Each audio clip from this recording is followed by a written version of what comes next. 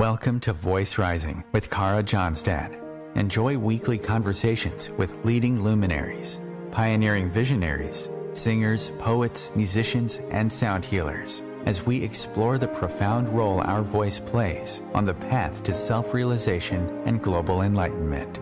The internationally acclaimed singer, composer, author, healer, recording artist, voice expert, creator of Voice Your Essence, and founder of the School of Voice, Kara Johnstad uses her extraordinary spiritual gifts to empower others.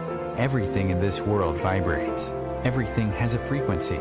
A pioneer in the field of voice work and transformational songwriting. Her breakthrough methods are helping thousands of people worldwide fine-tune their body-mind-spirit system and unlock the energetic frequencies of limitless creativity, health, and abundance.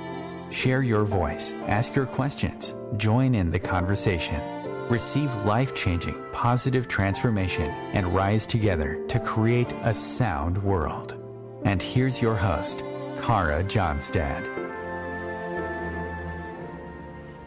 Hello, everybody. A very warm welcome today to Voice Rising. With me in studio to speak about the role that music plays in our lives is the award-winning composer, flautist, vocalist, teacher, and public speaker, Tim Wieder. Tim has presented his inspirational music, talks, and demonstrations all over the world.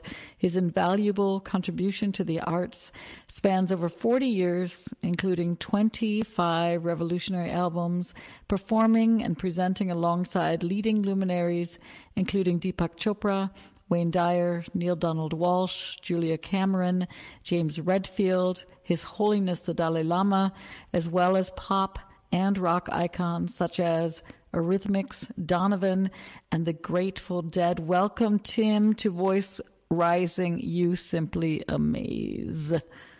Thank you so much, Kara. What a great pleasure to be with you. Bless you. So, Tim, you have had a long journey. You have been on the path for so many years. I want to start in a very easy place. You're considered actually a forefather to sound healing. Your music is proclaimed to have an enormous healing effect, which is what we need at this time in the world. It's probably what we've always needed in every moment. Can you share a little bit about your journey in the world of music, your journey as a musician, how it began for you? Yeah, were you always a musician, even as a tiny little kid? Oh, I wish. I took music up only when I was 15, so I was quite late. No musical family at all. It was purely by chance that it came about. I was kind of immersed into classical music in that era anyway, and as a sort of formal way of training, and this was on the flute in particular. Mm-hmm. So that gave me a sort of grounding, and obviously a deep, lifelong love for that kind of music. Beyond that, of course, I also was heavily influenced by the pop music scene at that time. I have the great pleasure to say I can remember the Beatles, emerging and changing the world overnight. Mm-hmm. And, extraordinary to see the potency of music anyway. But my own journey really acted as a sort of escape route for me. And, obviously music is a fantastic form of self-expression. Is an extraordinary art form of which I'm sure we can talk more later. But for me, as I said, it became an escape route out of, more trying, let's say, personal home circumstances. And I luckily found that I had a certain aptitude for it, and I practiced hard, and I seemed to get better, as I continue to do each day.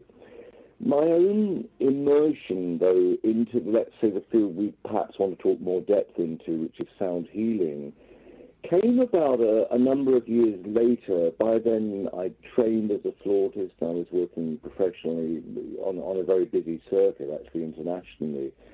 But there came a point when, this is a bit later in the story, and I'm sure we can fill in some sort of storyline gaps in between all this, but what happened was in 1988, which is still taking us back 32, no, what is it? No, it is 32 years. Mm-hmm. I was living in Cornwall in the southwest of England, and I came back from doing some gigs in the Montreux Jazz Festival. The water had inadvertently been poisoned by some aluminium sulfate. Cutting a very long story short, everybody was sort of polluted. We drank some of it. Many of us were very badly affected. In particular for me, what it led to was a certain paralysis on the fingers and on the lips, of the very aspects of the body I needed to play. So I fundamentally went through what is called maybe a long, dark year of the soul, wondering what I was going to do, would I ever recover? And it was only towards the end that I found myself doing a bit of more of a spiritual journey to study meditation in India, that I heard some chanting one day. A little light bulb went on in my head, and I thought maybe this is something I could do, use the voice as opposed to struggle to play the flute, which is still proving to be so difficult. I immediately started to chant very gently, and nothing overly advanced in the slightest, very, very basic. But what I found miraculous for me, and it was almost biblical, within 40 days, I started to feel within my body, on these extremities that had been, let's say, paralyzed by this pollution incident, I started to feel nerve regeneration. And so firsthand, having had no understanding or indeed ever vision of sound healing or sound therapy, I firsthand started to experience the effect of using the voice, and that in its own way sending vibrations throughout every cell of the body, and which in turn did lead to an eventual healing of my predicament, let's put it that way. Beautiful. I had read that you had this healing crisis, but I was trying to understand how you had been poisoned, but now I understand it was literally the water that had been poisoned. Yes, unfortunately so. Not to bore everybody, apparently where I live there were 8 tanks of water. They're meant to put aluminium sulfate into the water supply, which incidentally is, I think, a cosmetic thing to make it shiny as it goes down the plug hole. They accidentally put it into tank 8, and thus it was raw, undiluted, went straight into the water supply. And that was the reason. I mean, it was a serious incident. 40,000 fish died within the first hour. A lot of people's hair turned green, etc., etc. There were lots of very weird effects, as one can imagine, from chemicals within the water supply. So you, in this healing crisis, you said you went to India and you touched in with meditation, but you found the beauty of voice, or you deepened the practice or the exploration of your voice as a musical instrument. We say as singers, it's almost like carrying the flute within. I don't know how, I'm curious how you felt it with always having played the flute. Suddenly you are playing with, you don't need to carry anymore your instrument in your hands. You can sing all the melodies, create all this beautiful space in the channel that's connecting your heart. Were you able to transfer the knowledge that you had as a musician with all the phrasing and melodies directly to the voice? Yes, to a degree, and it's a really, really good question. Obviously, to answer the second part first, I had to deal with having never used the voice or even thought or considered myself to be a singer, which is obviously most people's situation, I believe, in the world. And indeed, there is also another predicament which people face, which is where they're shamed around using the voices. I know if you can ask a large cross-section of the public, have you been discouraged, let's say, from singing? There's an awful lot of people that have had that situation. So I, likewise, have never really had the door open, really, to using the voice. But where your question is very interesting, to study the flute at a very high level of virtuosity, you actually mentally consider the flute to be a voice. It is in its own way an extension of the voice. So mentally, I was sort of prepared. I had an understanding of what the essence of musical tone is, and as you say, phrasing, etc. It was just with patience, taming whatever instrument we're born with. And we're obviously all born with different voices, and I think most of us, I strongly believe, do have the capacity and the capability to sing, or to at least use our voice in a very simple way to assist us, to bring us calm.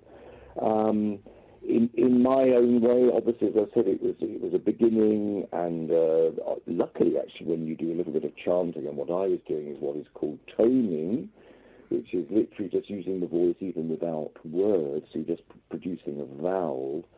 You're creating a very soothing, gentle sound in itself anyway, but the very method of producing music anyway is both obviously a physical there's a physical aspect to it, but of course there's so much more involved from both the mind dictating ideally what you want to sing or to say, etc., and then ideally you incorporate a bit of the heart and you bring a little bit of emotion into it too. So a lot of different faculties come into play when we play music or indeed sing music. And I was semi-prepared then to say that to you. From having studied the flute, I had an understanding of music, but it was about opening the voice. And you had to build your instrument, right? You can buy a flute, you can buy a grand piano. We can go to a shop, but we can't go to a shop to. We have to build our own voice. So that, I'm sure, was the exploration of where to find the tones, the richness inside your pharynx, how to form the tongue for certain vowels, how to feel inside the body to form tones. Yeah. Well, absolutely. And even before you get to that stage, what I encourage, and certainly what I practice still as it happens, is even the simple act of humming alone, even with your mouth closed, and you're literally creating a sound within your body. It doesn't have to necessarily be melodic, but you're creating a vibration through the essence of your voice physically. You're immediately flooding your body with incredible reactions and chemical reactions, and all sorts of things go on. I mean, they say if we listen to sound, and I'm sure the same applies when we create sound ourselves, it changes every cell in the body, changes the heartbeat, the respiration, the blood pressure, balancing the left and the right hemisphere of the brain. Lots and lots of things going on. It's quite magical and miraculous in its way, actually. And I think for many people that are worried about how their voice sounds, the hum, the fact that we can hum, which is number one of the easiest thing to do, but it's also the thing that activates this, what we call the vocal edge. So it helps with the whole intonation and regeneration of the voice. So for all the people that think that they might be out of tune when they sing, humming is one of the most beautiful exercises, not only to get us started with singing again, but also to make sure that the voice can start tuning again, right? I mean, that's the beauty of the hum. There's so much to be said to just simply humming. And I remember my grandparents would whistle and hum while hanging wash, and I always wonder why it seems like so many of us have stopped this simple practice of humming while we're cooking and working. So, Tim, you're also recognized in the meantime, after this amazing voice journey, which we can deepen. I did jump a little bit on my notes, but I'm happy to be here. You're recognized as a master of overtone chanting. Now, overtone chanting is really, you went from doing the simple toning exercises and creating tones to having tones within tones, or tones above and below the basic tones. And you've taught this technique to literally thousands over the past decade. I personally know as a voice teacher, it's one of the best practices, not only to open the voice channel, but to get a full vibrant sound pulsating throughout your whole body. Tell us more about what drew you then to overtone singing, or am I jumping too fast? Is there something in between there? I was first introduced, very luckily, I was asked to play a gig in Assisi. I was about to say Assisi in Italy, where St. Francis comes from, apparently. I was there for the Worldwide Fund for Nature. I was meant to introduce, bring Prince Philip, the royal, on to give a speech afterwards. And prior to me performing, the Dalai Lama had sent, I think maybe 8 or 9 monks over. And they chanted, and my gosh, I'd never heard anything like it in my life. Again, I had no expectation. I'd never heard this before. So I walk into this very beautiful, ancient, old church, so to speak, and there is this incredible sound resonating there. And does it touch you? Because it obviously contains all the spectrums of the tones of the voice. It has harmonics. It's a journey in itself. I must also just say, for me, within the world of overtoning, I still consider myself a mere novice actually, because there are some absolutely incredible people who specialize and devote their whole life to this. And I truly take my hat off. But indeed, what I do, incorporating it from this little simple method I have called toning, I merely create a little bit of extra pressure, and with luck it divides and then creates an extra note. And so you're creating kind of almost like a kind of a quasi-chord on your voice. It obviously has its tradition deep in Tibetan music and indeed Indian culture as well. And it is something which, as soon as you hear it, it really takes you back to something ancient, and you realize that you are witnessing a culture that is untouched for thousands of years. Yeah, it is fascinating. I think most people don't realize that we can literally sing 2 tones at once. We were never told that we can sing 2 tones at once, and the overtones are naturally in our voice. And then through very easy, I actually know people that teach this within a few moments, understanding how the vowels work. People can naturally start to hear the oohs and the e's melting and vibrating and going into those other vowels. Tim, we're going to take a very, very short break, and then we're going to be back with more about voice and sound healing and your journey as a musician.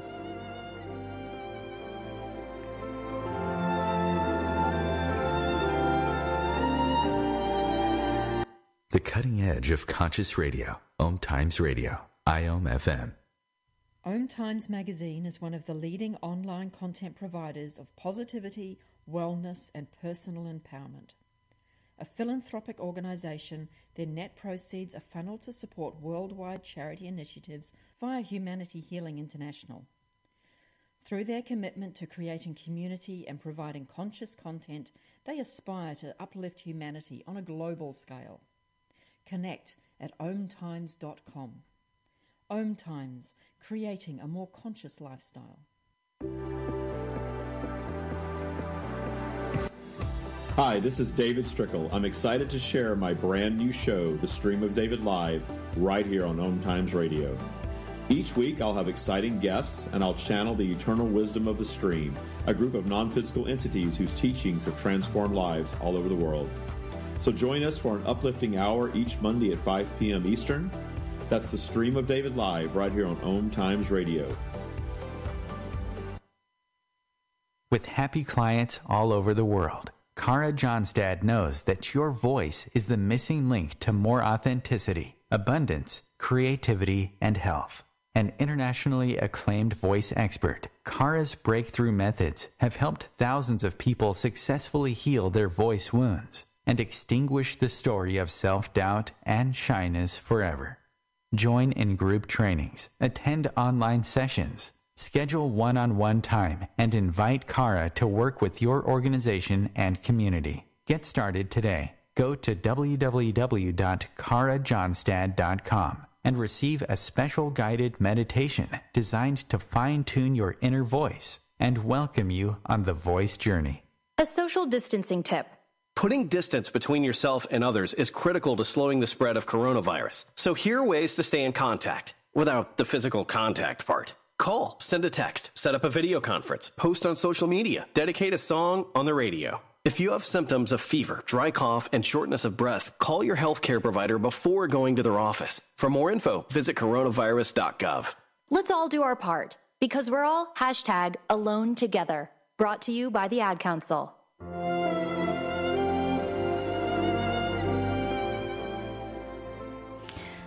Welcome back to Voice Rising. I'm your host, Kara Johnstad, and with me in studio today is Tim Weeder. Tim, one of your gifts is the ability to tap into the frequency of beauty and serenity and a world that is so topsy-turvy in the moment, a world that says it still believes in hope and love and yet continually propagates war and destruction. How do you personally find that inner peace needed to bring such beauty out into the world? I think, like many people, I'm very lucky that I love music, and I use music, not just my own, I have to say here, to bring a certain calmness to my life and an inspiration. As for creating my own, I mean, we're all different, the way our motivations to create, etc., as artists. I don't know, it's just the sound I hear in my head, actually. I'm writing music at these times of a little bit less sociability. I'm actually literally notating music in stave. I'm a pen to paper, so to speak. And much of the time, I'm actually doing it without any access to a note to give me a reference. So it is, in my instance, something I can luckily carry in my head, and it's just something I can transmit to the hand and the pen.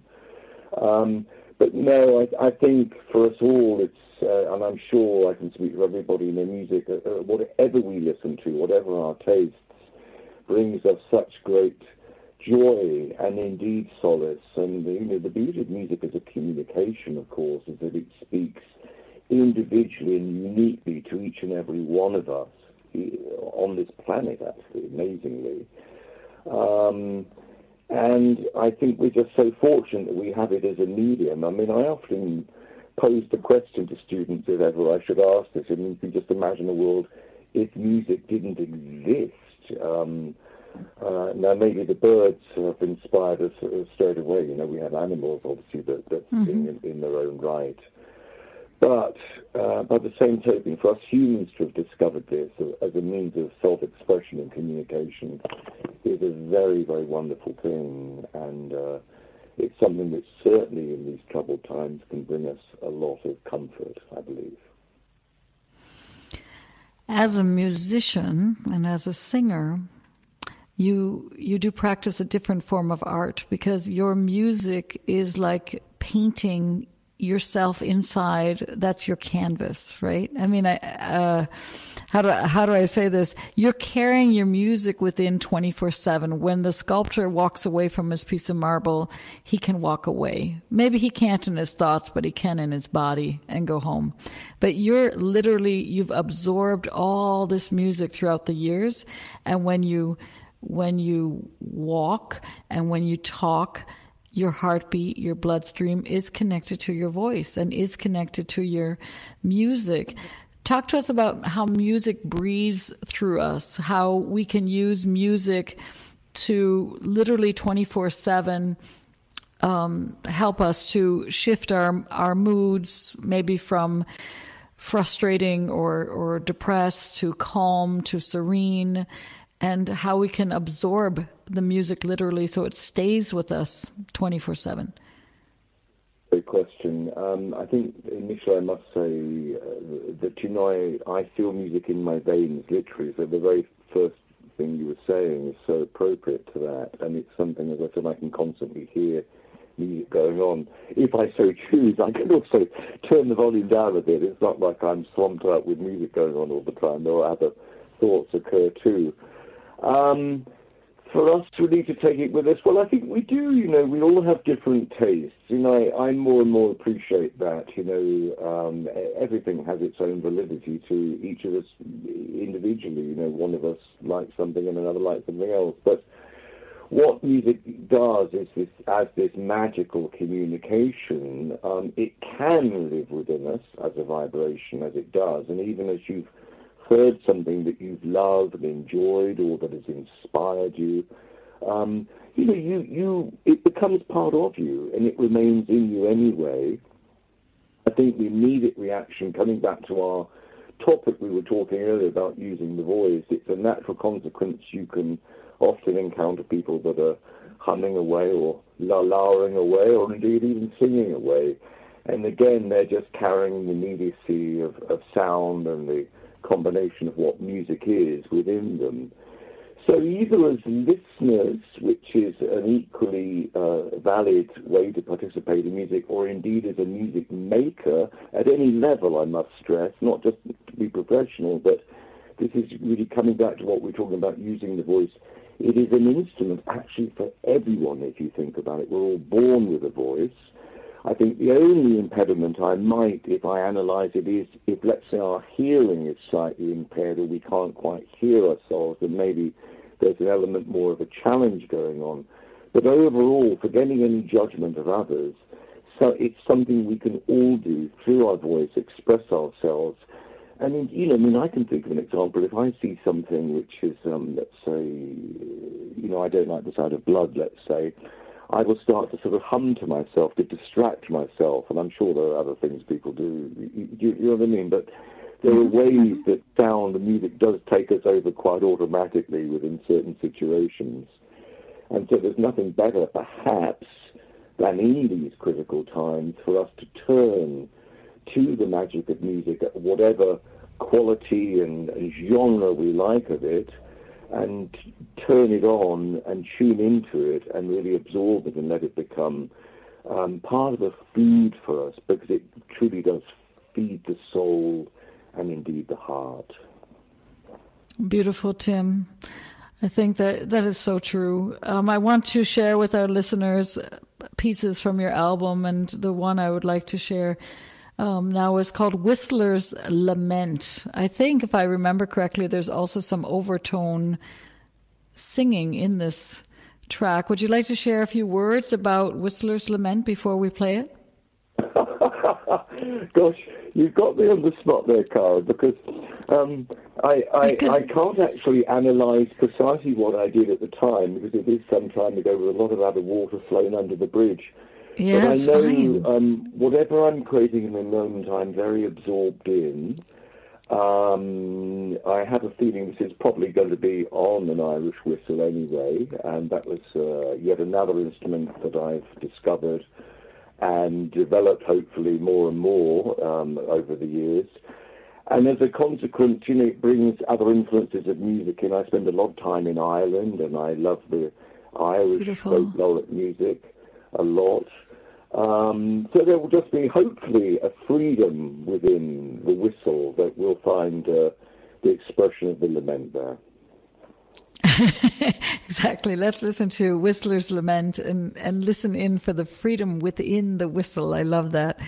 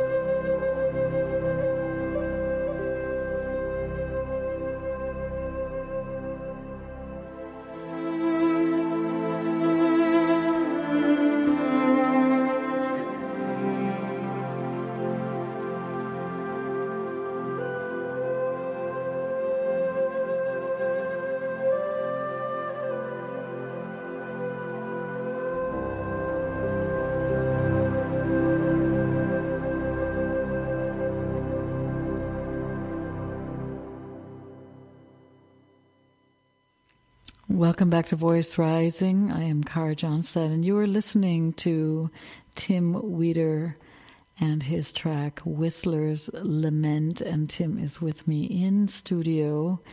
I did hear the inside of the whistle. Yeah, thanks for reminding me of it. It was lovely to hear it.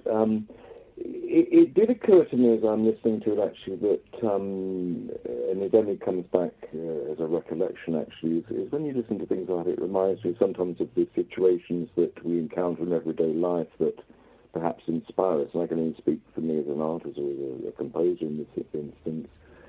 And I remember that, actually. I do remember that very distinctly, alongside one other track I recorded, which is called Hail the Conquering Hero. And it was actually influenced from a visit when I was in the United States, and I visited, or I didn't visit actually, I was out, and I met some American servicemen that were very ecstatic and excited actually to be going overseas literally the next day. And it was only a week later that I'd heard there had been some incident where I believe many of them might have perished.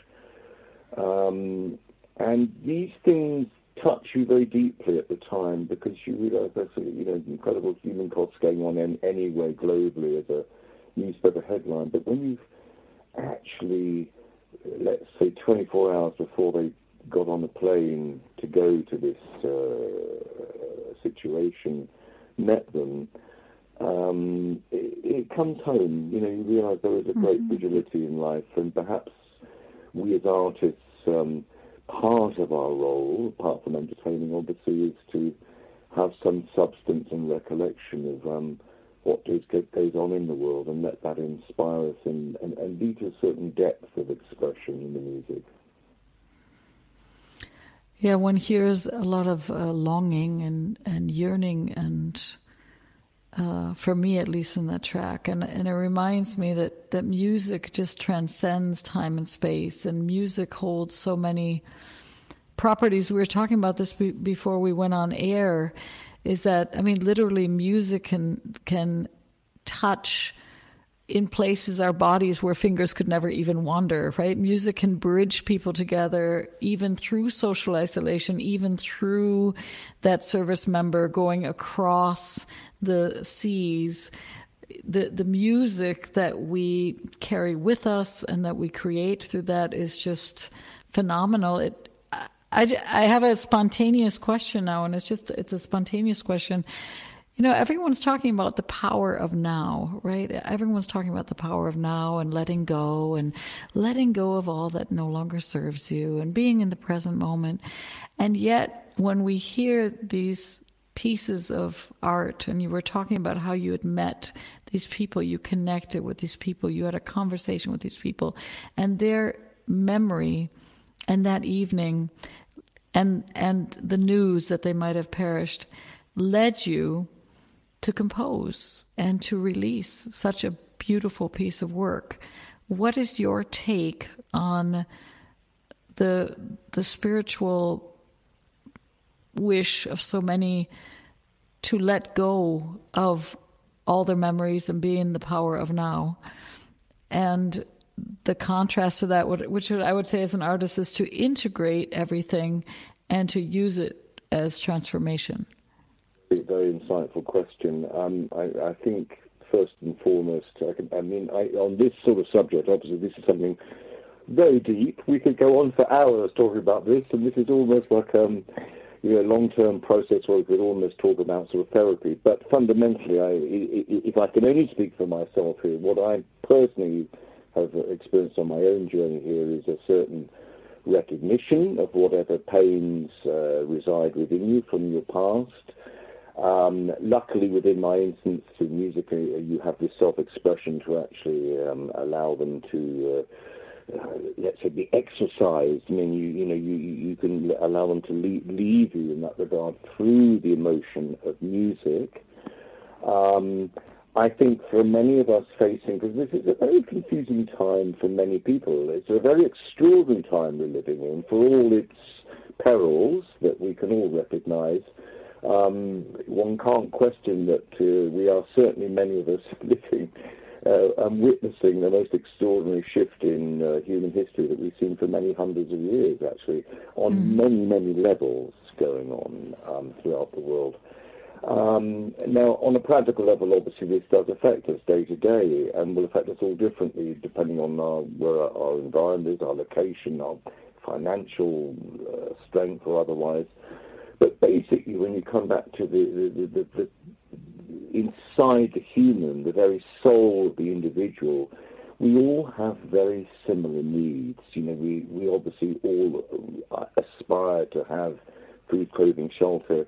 We require the emotion of love within our life. We have a recognition of what this means, be it we're loving our child, our mother, or our cat, you know, on many, many different levels.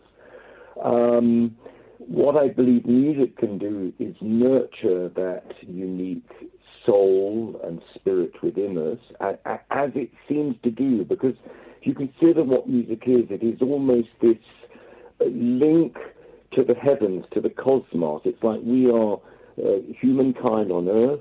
We then have the physical Earth itself, which is this miraculous planet.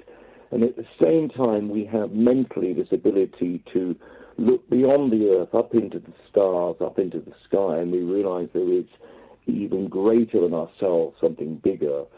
And music, to a degree, is that sort of, dare I say, intergalactic language in a way. It is something which truly transports us out of this very moment, if we so wish, transports us to either a heavenly realm or something ecstatic within us, or emotional, like it brings us to tears or brings us to joy. So it is this means of communication and as a language which I believe has the ability to both feed and nurture the now, feed and nurture the reminder of the past, any wounds that need a balm, a cradle, just to hold them gently, and at the same time can hopefully spur us on and inspire us to a new day. Beautiful. Tim, we're going to take a small station break and we're going to be back with more about your journey on this earth.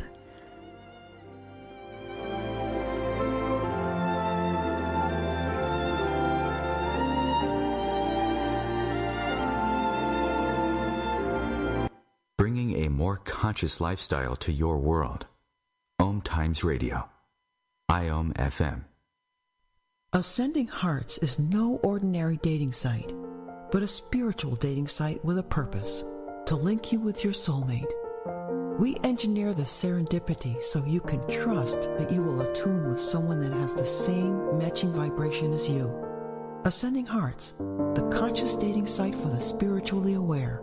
Try Ascending Hearts for free, ascendinghearts.com. Consistently attract soulmate clients, begin showing up on brand, monetizing on your calling. Welcome all spiritual coaches, leaders, healers, light workers, and practitioners to a show that turns you on in your business and amplifies your magnetism. I'm host, catalyst, and spiritual business coach Rosalind Fung, and I'm here to journey with you into the juicy and help you discover where the real gaps are. Ignite your mindset and soul with strategies and systems as each episode takes you to the sweet spot that activates your soulgasmic business by tuning in on Tuesdays at 10 a.m. Mountain. Join me for your light language activation and let's magnetize and monetize. Imagine being fired because of who you love. Imagine being denied medical treatment because of who you marry. Imagine being evicted because of who you are. Millions of Americans don't have to imagine this. They have to live it. Because in 31 states, it's legal to discriminate against LGBT people. Get the facts at beyondido.org. Brought to you by the Gill Foundation and the Ad Council.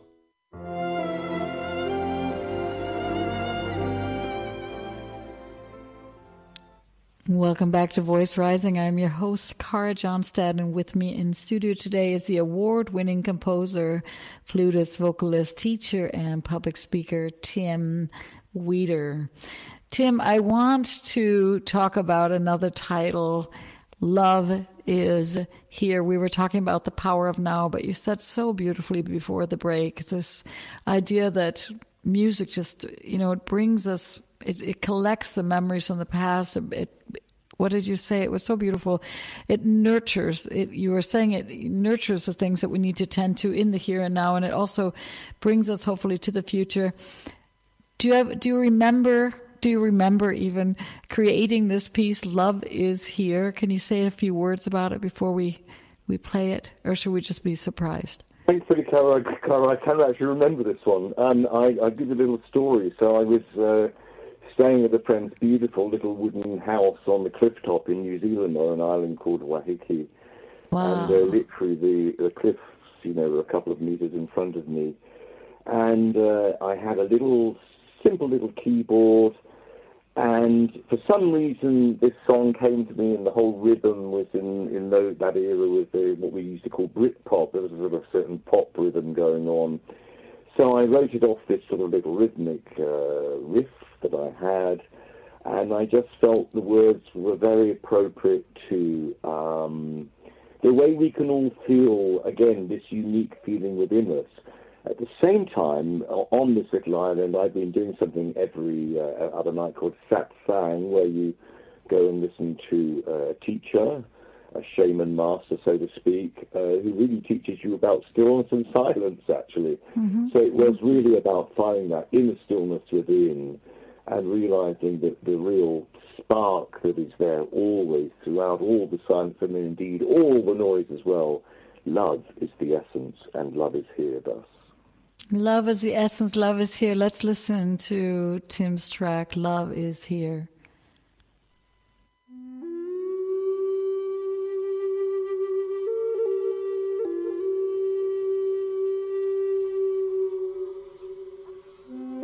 Mitako yapi, yuha unipik tamo.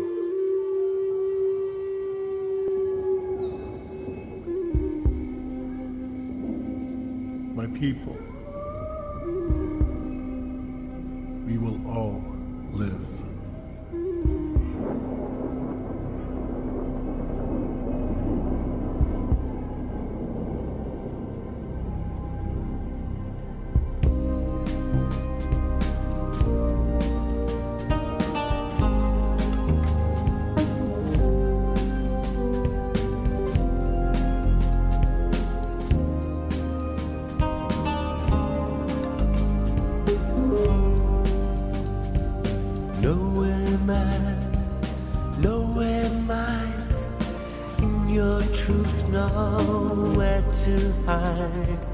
Looking out, looking in, looking round to where you've been. Inside out, outside in, you will find it's all unreal. We can talk, we can touch, we can feel it's all too much.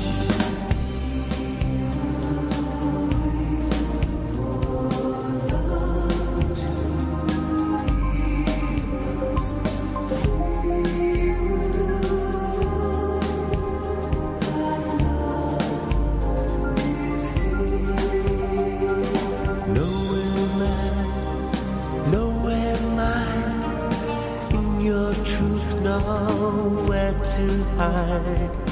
Looking out, looking in, looking round to where you've been.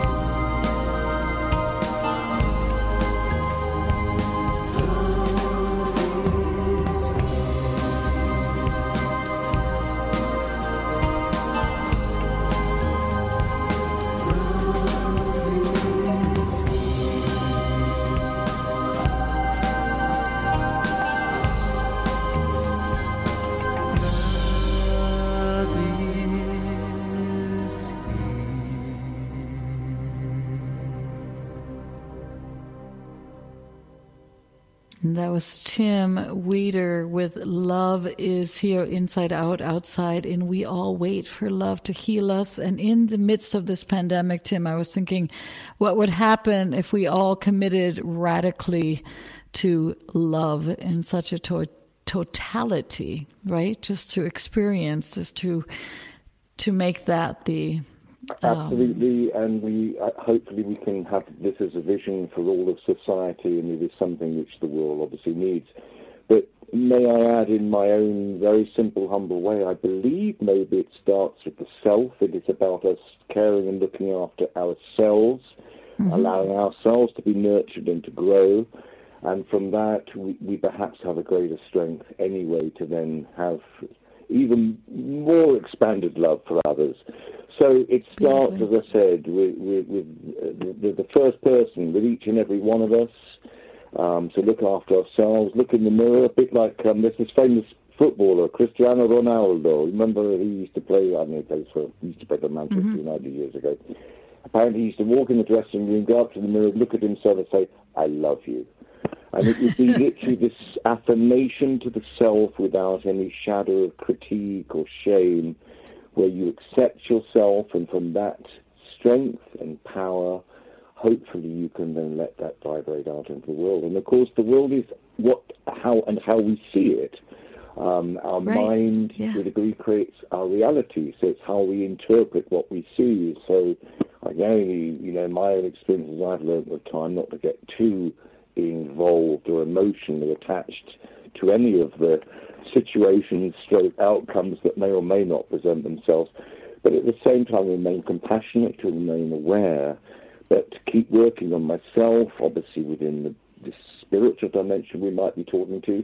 From my own personal point of view, musically, every day I practice. There's a very famous quote actually around a great cellist called Pablo Casals, who is kind of 90-something, before he even died. But anyway, at the age of 90, someone said to him, Maestro, why do you still practice every day? And he said, because I think I'm making progress. So every day, whatever level we are, is about us taking this little extra step forward, both a recognition of ourselves and a recognition of acceptance of the world, and at the same time, what can we do to help? Yeah, and if everybody, you're so right, and if everybody made sure that they were relaxed and at peace and in love, then the world would be just fine. So Tim, what is the one thing about voice that you would love everyone to understand and experience? The one thing is that everybody can do it. You merely start with taking the breath, the great breath of life in your body. Simple as that. It's maybe a little bit more obvious than when you're just breathing normally. You're aware of the breath really sustains the voice. By the same token, as we've discussed before, Kara, my little, let's say, step across the threshold to this is to start humming. So you're creating this vibration going. And then some very simple vowel sounds. So it is, for me, everybody, if you would, experiment in private if it needs to be. It's nothing, you don't need to share or become the next performer necessarily, although please, if you can, do so. But if not, in private, hum, get yourself vibrating. I can assure you and guarantee that you will start to feel better because you're going to raise your vibration. And that's actually what it's really about to a degree. And this is what music can give us, the passport and the access to get our vibration higher and higher. And that is the gift of music. That is a gift of music. Your albums, your music, your voice, I believe is 25 albums. It might even be more by now. They're all over the world. Where can people get in touch, Tim? Do you also do trainings in sound healing? Did I read that? Are you also not only releasing albums and in concerts, but also... Yes, Kara. Once a year, I work with a lovely young lady here in London, and together we put on once a year a sound training series of workshops where we teach therapists for the future. We talk about the essence of sound, how sound does, as we've discussed previously, affect the mind, the body, the spirit, all manner of things. It's hands-on as well as being philosophical. It's many things to many people. We get incredible diverse, from leaders of top symphony orchestras to people that have never played music in their life before. Oh my God, we've had nuns, deaf people, all manner of different people. It's a wondrous mixture, and everybody's always welcome. And it's a great joy to see people discover and take aboard and grow with the gift of music. Beautiful. And do you have an internet address for that, or should they just research your name and then they'll find it? We have a timweeterandcherub.com, I believe, a website. I'm not the best person to ask about this, I might say technically, but I believe we do have a website. There will be a Facebook page as well, Tim Wheater, which is WHEATER, and Cherub. And there will be information. And we obviously used to give a lot of gigs in London and all over Europe, actually. A little quiet at the moment, but we will all return. We will, like the phoenix, we will all rise again, I guess. We'll all rise again, and the beautiful thing is that you've given so many albums to our world that all of us can be listening to the music, and that is the gift of music, that we can be in the here and now, but we can also be in... Right, you can literally be in every single country of the world at the same time, playing all the different years of your life. I mean, it is crazy. It is a crazy thing. Anyway, Tim, I want to thank you so much for being on the show. You are a joy. It's a delight, and I have great respect for everything you've given to our world. And I thank you so much for being here with me at Voice Rising. I thank you, Kara, and I thank your listeners. It's been a wonderful experience, a great pleasure to be with you, and I wish you all well. Thank you so much again. Big blessings to you. Blessings to you too. Bye-bye.